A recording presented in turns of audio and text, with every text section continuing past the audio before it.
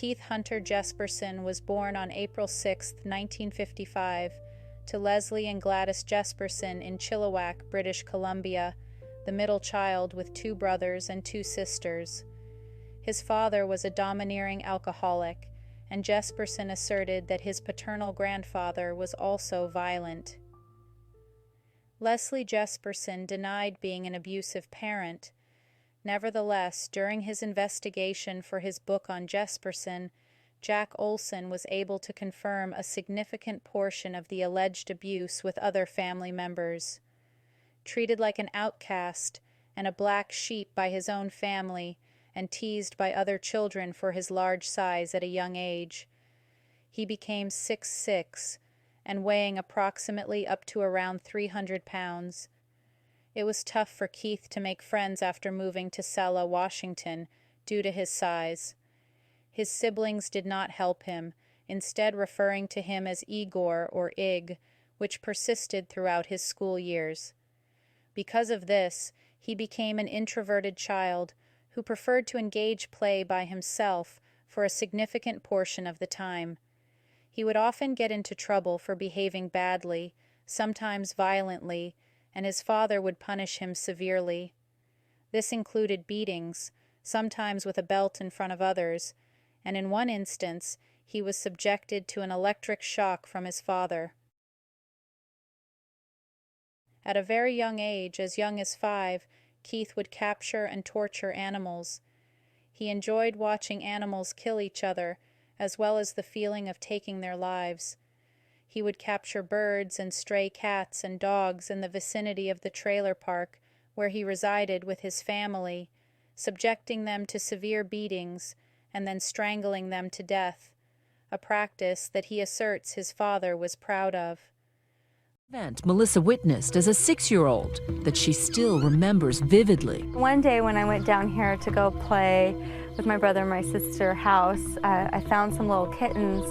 They were resting right here. When I got out here, my dad was working out by the barn. He said, "Can I see him?" I said, "No." He grabbed them by the tail and hung them on the clothesline and wailing, screaming their little kitten screams. I ran inside the house to get my mom and I wanted it to stop, and then by the time we got back out and got out here, the kittens were laying on the ground over here. So I remember bending down and seeing that they were dead. This is so funny to watch you grimace and be tortured. He liked it. I first met Melissa in 2010. What is it that you think you caught a glimpse of that day? The sociopath, the part where he felt in control over me and that he enjoyed it. I got a sense that there was another side to him. So it's almost like you caught a glimpse of the monster who killed these people. I did catch a glimpse. Later on, Keith frequently contemplated the possibility of inflicting a similar injury on another person. This desire manifested itself in the form which started with fighting his friend. The initial incident transpired when Keith was approximately 10 years of age. He was friends with a boy named Martin, and the two would often get into trouble. Keith claimed that he was repeatedly punished for actions committed by Martin and blamed Keith for them. Keith then attacked Martin, beating him until his father pulled him away. He graduated from high school in 1973, but he did not attend college because his father did not believe he could do it. Despite his lack of success with girls during high school, he never attended a school dance or his prom. He did enter into a relationship after high school.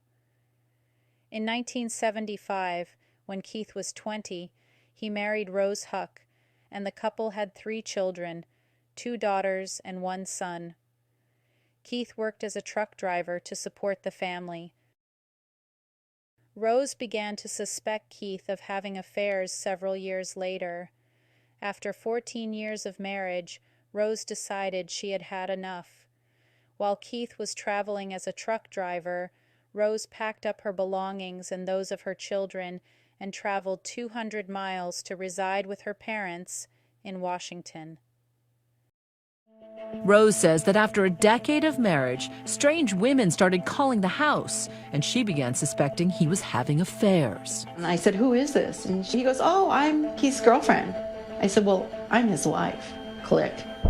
Melissa is one of Keith's daughters, was 10 years old at the time. Keith continued to spend time with his children when he was in town. The couple divorced in 1990.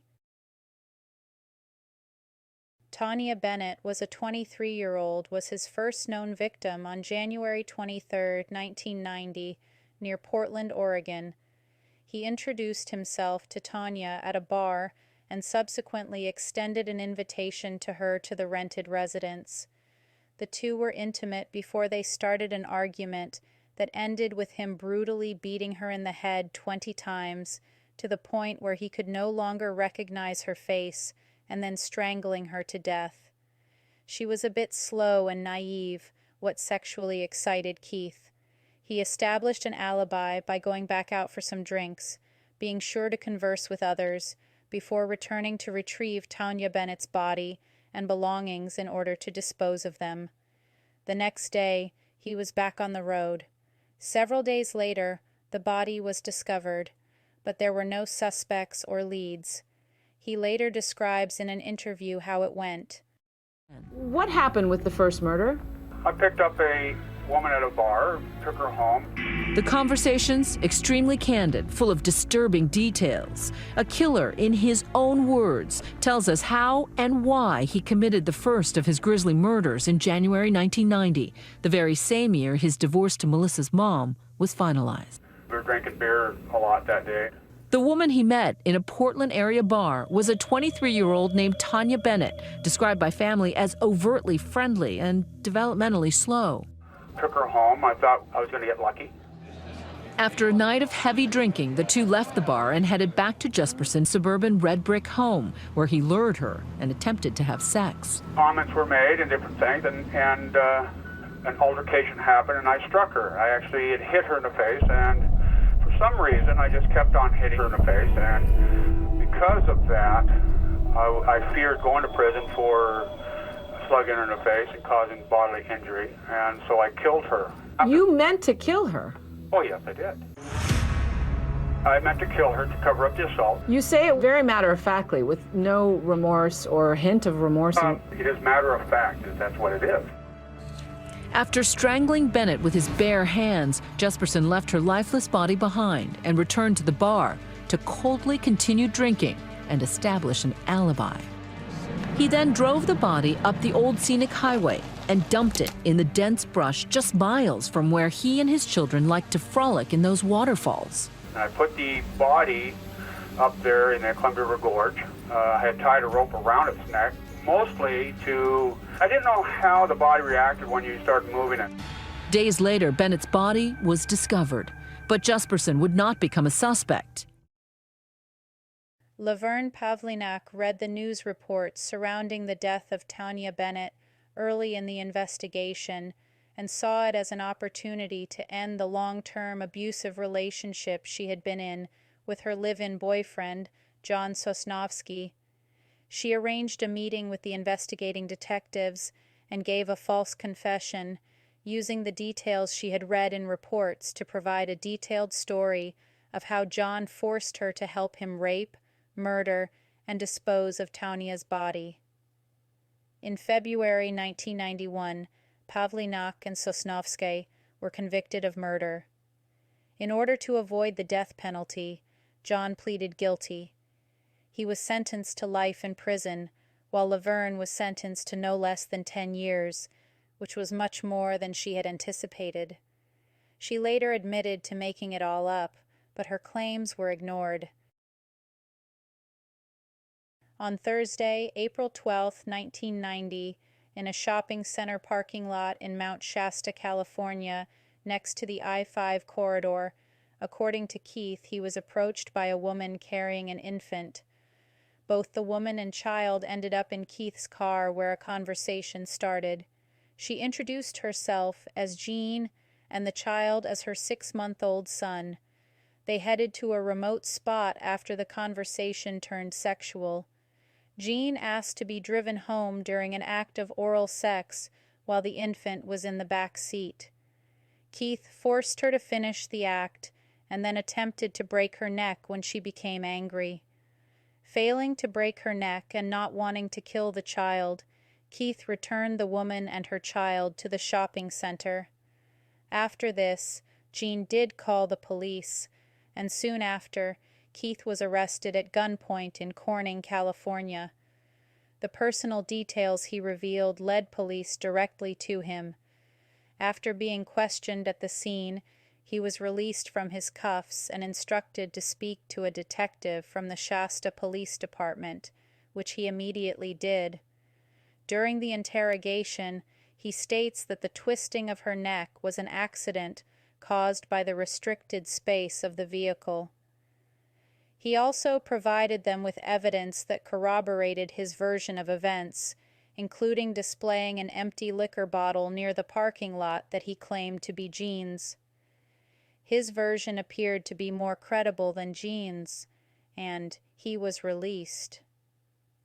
Despite this, a charge of sexual assault was brought against him. When he failed to appear in court, a felony warrant was issued. He was later arrested in Iowa after they ran his name into the National Crime Information Center database and found an outstanding warrant from California. Nevertheless, the warrant issued by Shasta County was insufficient, resulting in the charge being reduced to a misdemeanor. The cost of extradition was not worth it, and he was eventually exonerated of all charges. But later this Jean came forward, and her name was Dawn Slagle, and in an interview she told her side of the story. How did you come to meet my dad? I was actually sitting in a parking lot in Mount Shasta. I'd had a fight with my husband.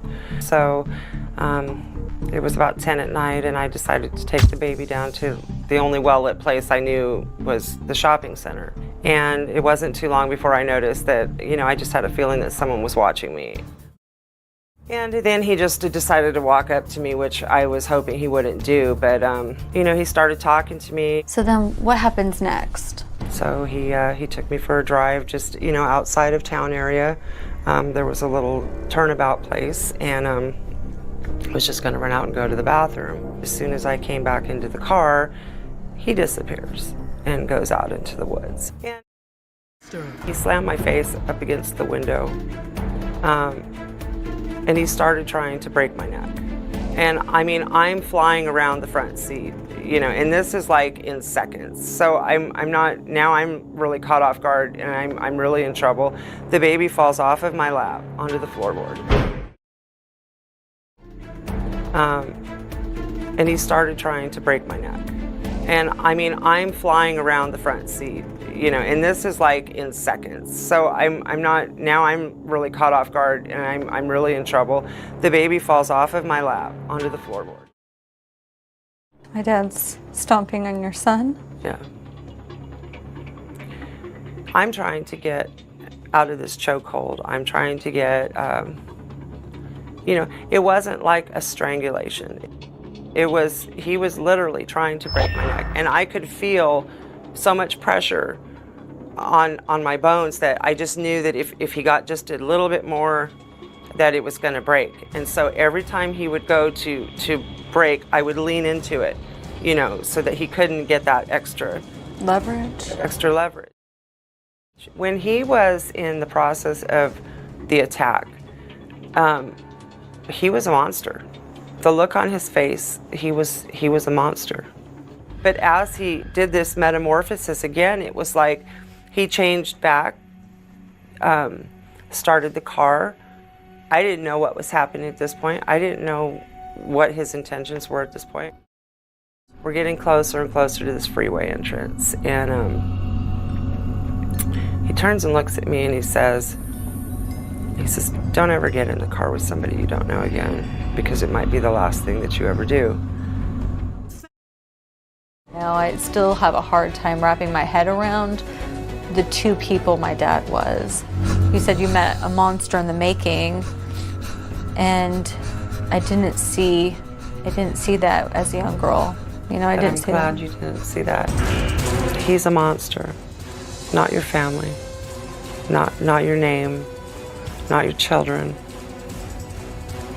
I don't blame you for any of it. I don't blame me anymore for his actions. I'm just glad that you survived and that you're able to tell your story and that you're willing to meet with me too. So thank you. In 1992, a year and a half after his first kill, he went really on a murder spree. He picked up a female hitchhiker at a truck stop in Blythe, California, that August. Once she got into Keith's truck, he duct-taped her hands and mouth, raped her, and killed her. On August 30th, 1992, the body of a woman who he had raped and strangled was found near Blythe, California. He claims that Jane Doe's name was Claudia. The identity of this Claudia has never been discovered to this day. 1 month later, in September 1992, in Turlock, California, the remains of Cynthia Lynn Rose were discovered. Keith choked Cynthia because she came in his truck while he was sleeping, after previously telling her he wasn't interested in her or having sexual relations. But later he duct-taped her hands and mouth, raped her, and killed her.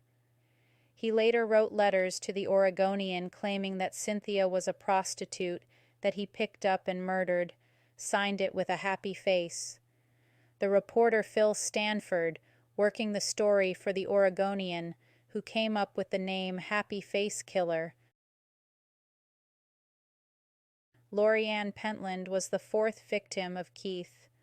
In Salem, in the state of Oregon, Lori Ann Pentland used to be a prostitute and had a date with Keith, but when she wanted to charge him double the price for the sex they had, Keith gets more angry and kidnapped Lori, and when she kept threatening to call the police. Keith grabbed Laura and began to strangle her, and she died. Lori's body was found in November 1992 behind an East Salem store in Oregon.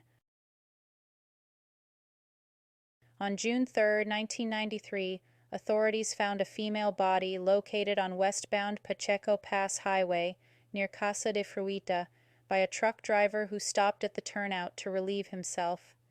The woman's body was dressed in blue clothing, and her identity was unknown, says the press release. Cold case detectives later referred to the woman as Blue Pacheco because of her blue clothing.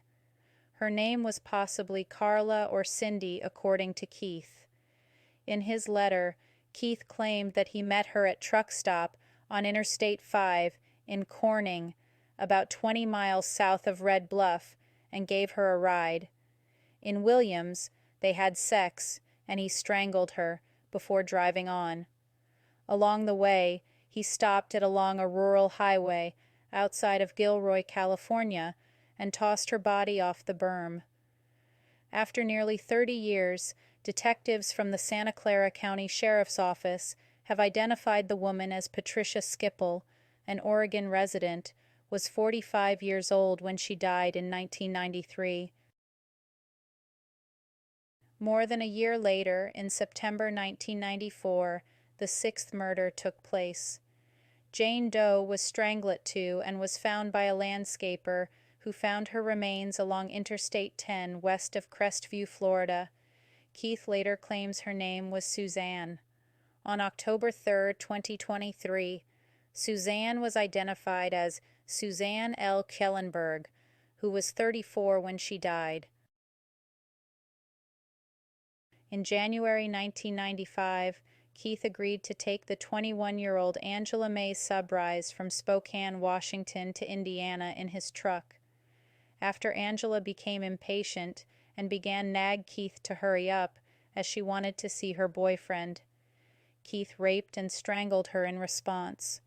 He strapped her to his truck and dragged her face down with the intention of removing her face and prints. Her remains were found the following September by the details that were given by Keith along a Nebraska freeway. After murdering Subrise, Jesperson decided that his long-term girlfriend, the 41-year-old Julie Ann Winningham. Keith's explanation was that Julie only was interested in him for his money. On March 10, 1995, Jesperson strangled her in Washougal, Washington. Just like all the others, Julie had been strangled and dumped along a roadside. His connection to her was the only one that led the police to him. Melissa Gavin gave an interview in which she told her memories of Julie. And then this is Julie with my son Joshua. And then this is Julie with Jeff. This was in '78, this was taken. She was my best friend. I called her Jules. She was 5'2", blonde hair, blue eyes, weighed about 98 pounds, and adorable. Always wore her hair very short, did not like long hair. Always loved hoop earrings. She was just cute. Yeah. Wasn't she beautiful? She truly was. She was beautiful inside as well as outside. And that's how I remember her. Keith Jesperson was arrested on March 30, 1995. The police questioned him a week earlier, but they were unable to take him into custody because he refused to speak. Keith decided in the days following that he was certain to be arrested. After that, he attempted suicide. Keith turned himself in the hope that it would result in leniency during his sentencing. He began revealing details of his killings while in custody and making claims of many others, most of which he later recanted. A few days before his arrest, he sent his brother a letter confessing to killing 8 people in the span of 5 years. This led to law enforcement agencies in various states across the nation to revisit past cases, of which a significant number were deemed potential victims of Keith. There are a lot of victims out there, and I'm very sorry. Good morning, everybody. I'm Jeff Gianola. Yesterday, in an exclusive interview with Channel 2 News, alleged murderer Keith Jesperson confessed to being the so-called happy face killer. He now admits to killing 8 people during a murder spree across 5 western states since 1990. Jesperson remains in the Clark County Jail, charged with the murder of a Camas woman last March. This morning, you can listen to the entire telephone interview reporter Bob High had with Keith Jesperson. Jesperson begins by saying why he now is going public with this information. I wrote the letter to start some kind of proceedings, hopefully get the guy out of Oregon being wrongly accused of it. That's the happy face letters. This letter, I wrote it because I want to come clean with everything. Essentially, then you're saying that you're in the happy face killer? I am the happy face killer. There's no doubt. There is no doubt in my mind. No, I am him. That was started for some kind of show proof that there's somebody out there that's responsible for that crime, because the innocent man was sentenced. He was forced to take a plea bargain to save his life. Why come forward at this time, then? Well, I got arrested, like you know, and it was just bound to happen. But I've been trying to do it anonymously. I got into this problem I'm in, and I was dealing with the Gideons and the prison ministry, and I was talking to them, and they were talking to me about coming forth with the truth. And thank God, you know, I've got them to come and talk to me, and I was able to come out and tell the truth, and I want to get it all over with, so that this man that's in OSP is not prosecuted anymore for his crime, for a crime he didn't commit. I understand. For people who don't understand the series of killings, first of all, why did you do them? I can't answer on that right this time without talking to my attorney, because we still have legal grounds on this. I want to just make sure that it did happen. I'm not denying that they happened. I will come with a full confession on every victim that I have taken care of. I want to make sure it's all out in the open. And again, outline the number of victims. There are 8 total victims in the following states of Washington, Oregon, California, Florida, and Wyoming. And all under the happy face killer? Yeah, they have been told. The first, the first things I put out were writing on bathroom walls. You wouldn't believe what people write on bathroom walls. They be surprised how fast it gets to management, and then people come and see it and give a reasonable doubt. I wanted it known. I wasn't trying to brag that I was. I was trying to get something started, and then that never did anything. They just passed that off as a prank call or whatever. And then I sat down with my conscience and started writing something. And I tried to make myself make the happy face, which I did not name. Phil Stanford from the Oregonian, actually, he's a freelance writer now, named that the happy face. All I did is sign a circle with 2 little eyes and a crescent smile. I understand. And your thoughts about what you've done? Anything that you'd like to say to people? Well, people look. I'm afraid they're going to look at me and they're going to try to say, "Well, this guy's, he's sick, he's over," and it's probably true. I am more than probably. I do have a problem. I know I have a problem. I didn't go looking for I didn't look for it to happen. I wasn't out chasing around and trying to grab what I could out in the street. If that was the case, I've given rides to people all over the country, and no, I'm not out looking for it. I just got caught in a situation where it was whatever. I'm going to talk with my attorney later. And again, for my understanding, just so I understand, you're the happy face killer, and just tell me what you can. Well, I am the happy face killer. I'm dubbed that by Phil Stanford. I tried to make it look like somebody was really, vicious and that was out there. And a lot of things said in those happy face letters were not really true in actually the crime content. But they were started to get I was trying to get someone to maybe start an investigation going back to maybe they would release this guy. He was wrongly accused after his ex-wife accused him. She has a reputation of playing wolf, and the Multnomah County Sheriff Department helped her fabricate a lie, so got her convicted for 10 years, and after she got convicted for 10 years, they used that against him for leverage so he could cop a plea bargain, so he could go to jail without having to face a trial, and he saved his life, basically. Finally, do you have a sense of remorse at all? People, when they hear you talk about this, they might say, "Well, how could he have done those crimes? He sounds pretty collected about the whole thing." Well, it's kind of hard to explain, but I can't understand how I could do it myself.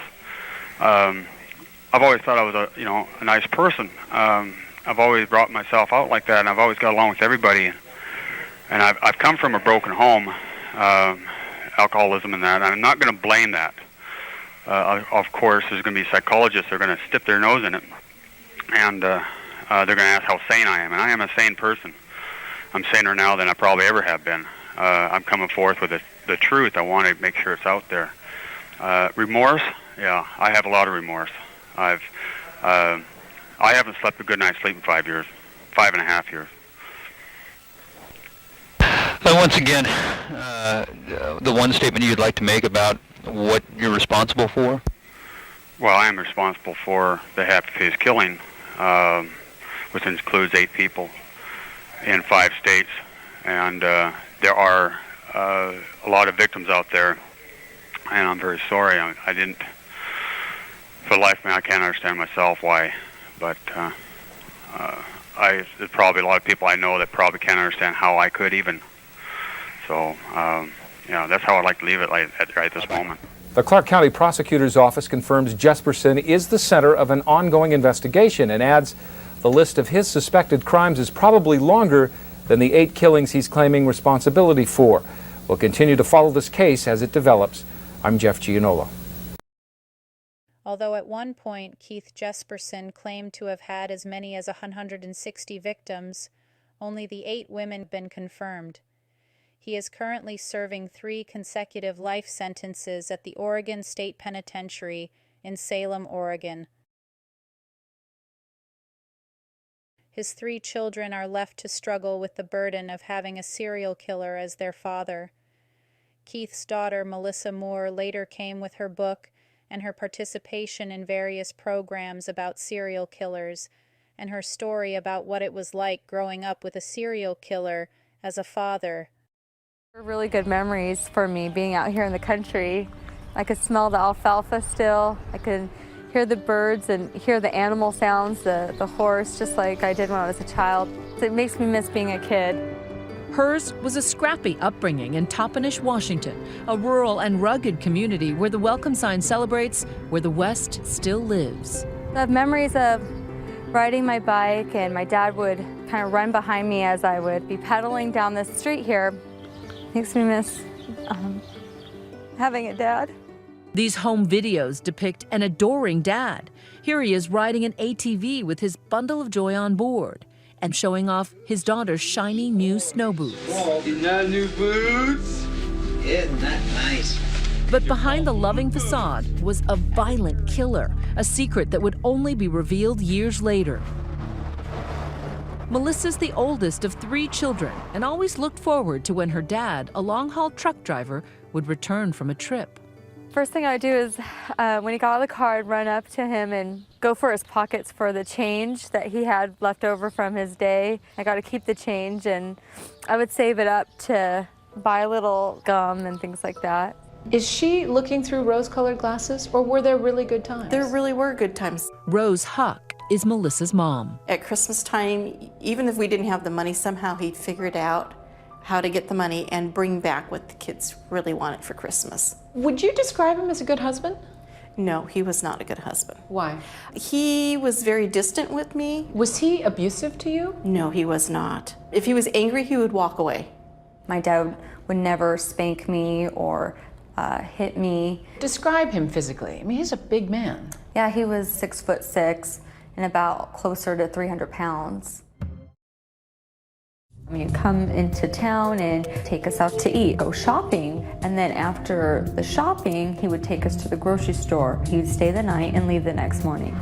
Melissa says she never saw or heard anything unusual, except for those awkward conversations that might make any teenager cringe. Wherever there was a female around, he had to say something that was inappropriate. He would start talking about his sexual acts with other women, and I didn't want to hear it. It was disgusting to me. You knew it was wrong. He was proud of his sexual experiences and wanted to share it. Then a conversation at a diner that would haunt her for years to come. The last time I saw my dad, he came to Spokane, just a sporadic visit, and we came to a diner like this. And he said, I have something to tell you, but if I tell you, you'll tell the authorities, you'll tell the police. And then my stomach started to get upset. When she was 21, she met a nice guy, Sam Moore, at a church dance. Things moved quickly, but she was nervous about the dark secret she had held inside for so long. I knew that our relationship was going towards marriage, and I thought, well, this is something that he's gonna need to know. My guess is that you have a very vivid memory of telling Sam. I do. I have a very vivid memory. I said, hey, you always ask me, who my father is. I want you to know that he's in prison. And then I said, he's a serial killer. He put on the face that it didn't bother him. I just loved her so much that I wasn't concerned about it. I know your parents and your family had a little bit of a hard time. There was some resistance, absolutely. My parents just wanted the best for me, and unfortunately it didn't come off that way. And I don't think they fully understood how much I loved my wife at the time, so. What makes you emotional? My parents love Melissa now, and I knew they would, so she's just so amazing, and I knew that they would see what I saw, and they did, and they do now. Melissa and Sam first had a girl, Aspen, and then a son, Jake. But a cloud hung over this blissful family, a nagging fear Does the urge to kill run in families? It kept Melissa up at night. I used to be afraid my son might have characteristics or DNA that would prove that he is capable of being a sociopath like my dad. But then I realized by doing research that there's never been a case where a serial killer begot another serial killer. So far, there's no link of genetics. And that is what gives me peace. And I don't think it's just the DNA. I think there's so many other variables. And I know the type of home that Melissa and I work on, trying to create for our children. But as the Moores were settling into a normal life, letters continued arriving from her father, begging her to visit him in prison. It had been 10 years since Melissa last saw him, and it seemed those letters were finally beginning to wear her down. I was kind of curious to see if I saw my dad, would he look like what I remembered him looking like, or would I see him as the convicted serial killer? We anticipated meeting him behind a plexiglass wall, orange suit, phone. Though Melissa and Sam brought along their then 4-year-old daughter and infant son, they say they never intended for them to see their grandfather behind bars. They were told there was a child care center on the premises, a place they thought the children could wait safely. But it wasn't what they thought. There was a child center there, but the child center was where children could play with their parents that are imprisoned. And then I started noticing men around us that were in denim outfits with numbers on their shirt. And there were armed guards. And I then realized that we were going to meet my wife's father in person. At first glance, a typical family snapshot, but it's actually a prison-issued photo op. Behind the forced smiles, Melissa and Sam were horrified. And the whole time, I watched his interaction with Melissa, and I know what he is. I know what he's done. And I saw how it could be so confusing. The meeting wasn't what Jesperson expected either. It was uncomfortable. The last time I seen my daughter, she was 15 years old, and all of a sudden she's a mother and has children of her own and has a husband I've never met before. He shook my hand, and he actually said, "Thank you for marrying my daughter. It's great to know that she's married somebody that's willing to protect her." And that threw me off guard. I'm kind of like thrust into their world, and they're into my world. And how do I react to that? That was nearly a decade ago. Since then, Melissa and her husband have decided to keep their distance because staying in touch seemed to be doing their family more harm than good.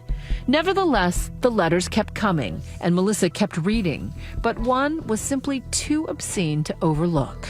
He sent me a birthday card that had a drawing of a naked lady on the cover, and on the inside it read, "Your husband sees you like this, but I still see you as my little girl." And my stomach turned, and I felt like I don't have to deal with this anymore. And that's when my husband started censoring the letters. And now they just don't get opened. In your mind, is he gone? Yes. The dad I loved, he's gone. That's the way I could separate the man that I grew up with and the man he is. One of his victims, Claudia, remains unidentified. Even though this killer is behind bars and never going to get out, this victim has an identity and give closure to her family. If you have any leads, no matter how insignificant they may seem, contact the Cold Case Hotline